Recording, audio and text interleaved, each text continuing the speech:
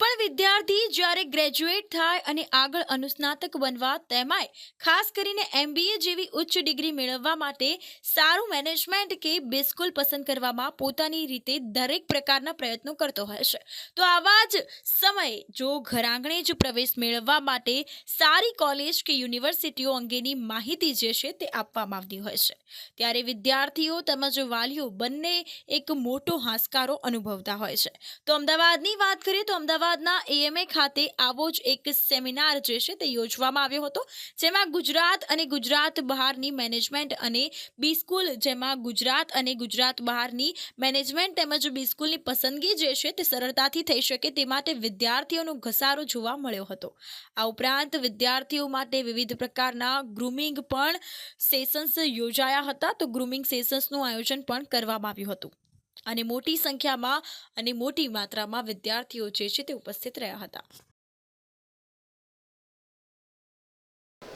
અરે ભાઈ, જ્યારે પણ બાળક 12મું ધોરણ પાસ કરે છે ત્યારે તેના મા બાપની એક ચિંતા હોય છે કે આગળ શું કરવું. ગ્રેજ્યુએશન તો થઈ જાય છે, ત્યારબાદ શું કરવું, તો કે પીજીમાં ક્યાં જવું. હવે મહત્ત્વની વસ્તુ એ છે કે સારી ડિગ્રી મેળવ્યા પછી કેમ્પસ ઇન્ટરવ્યૂમાં લોકોને નોકરી મળી જતી હોય છે, પરંતુ આ જો વસ્તુ જોવામાં આવે તો સૌથી સારી ડિગ્રી ક્યાં મળે છે તે સૌથી પહેલાં જોવું પડે, કારણ કે કેમ્પસ ઇન્ટરવ્યૂની જે તક છે તે પછી આવતી હોય છે. પરંતુ આ સારું ભવિષ્ય કેવી રીતે બનાવવું તેના માટે અમદાવાદમાં એક બહુ જ સારો સેમિનાર યોજાઈ ગયો.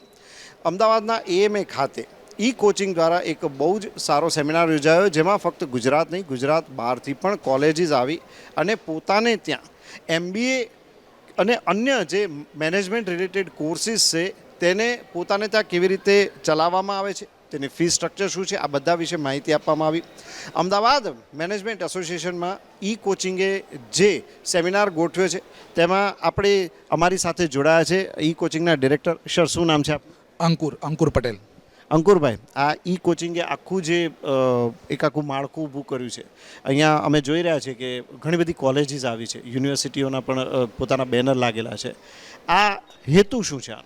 સર, જ્યારે અમે લોકો કોલેજમાં હતા, જ્યારે અમે ભણતા હતા, અથવા જ્યારે અમે આ ઓર્ગેનાઇઝેશનને રન કરીએ છીએ, ઘણા વાલીઓ અને સ્ટુડન્ટો એવા હોય છે કે જે ફાઇનાન્શિયલી થોડું મુશ્કેલ હોય છે લોકો માટે, કે હૈદરાબાદ, દિલ્હી, બેંગ્લોર, પુણે, મુંબઈ આ બધા સિટીઓને વિઝિટ કરી અને ત્યાંની સારી બી સ્કૂલ છે એમને વિઝિટ કરવી, ત્યાંની ઇન્ફોર્મેશન ગેધર કરવી, ત્યાં માટે રહેવા માટેના પ્રોબ્લેમ, ટ્રાવેલિંગ માટેના પ્રોબ્લેમને અમે સોલ્યુશન લાવવા માટે આ એક 2 દિવસની ઇવેન્ટ અમે એવરી યર 10th અને 11th જાન્યુઆરી યોજીએ છીએ, જ્યાં અમે હિન્દુસ્તાનની લગભગ 37થી વધુ કોલેજોને અમે ઇન્વાઇટ કરી છે.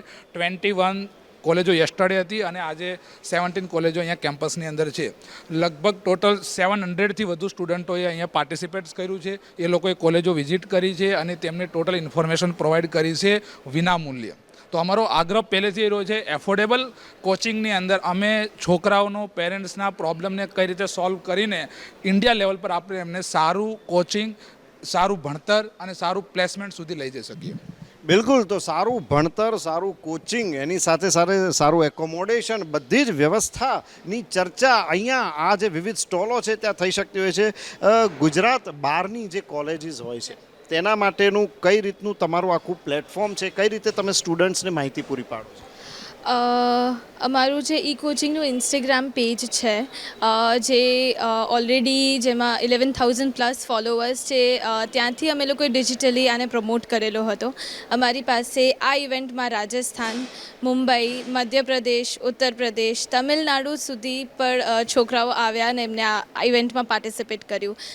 કોલેજીસ તમે પહેલાં બી જણાવી કે ઓલ ઓવર ધી ઇન્ડિયાથી આવેલી છે, તો એ છોકરાઓને કાફી એક સારો પ્લેટફોર્મ મળેલો છે કે એ લોકોને બી બહાર ન જવું પડે. ત્યાર માટે એ લોકોને આ જે પ્લેટફોર્મ મળ્યું એના માટે દે આર વેરી ગ્રેટફુલ.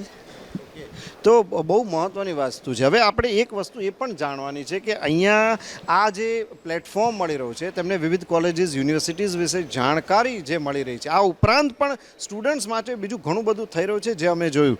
અમારી સાથે જોડાઈ ગયા છે PR મેનેજર. શું છે આપનું નામ? કલ્પેશ ઠક્કર. કલ્પેશભાઈ, તો સ્ટુડન્ટ્સને આ સ્ટોલ ઉપર માહિતી આપવા સિવાય પણ બીજી કઈ કઈ એક્ટિવિટીઝ તમે કરાવો છો? હવે જે આ પરીક્ષા છે એ કેટ એક્ઝામ છે, કોમન એડમિશન ટેસ્ટ, જે આઈઆઈએમ માટે લેવાય છે. હવે આ પરીક્ષામાં આપ્યા પછી વિદ્યાર્થીઓએ ઇન્ટરવ્યૂ, વેટ સેશન્સ, ગ્રુપ ડિસ્કશનના પણ સ્ટેજીસ હોય છે.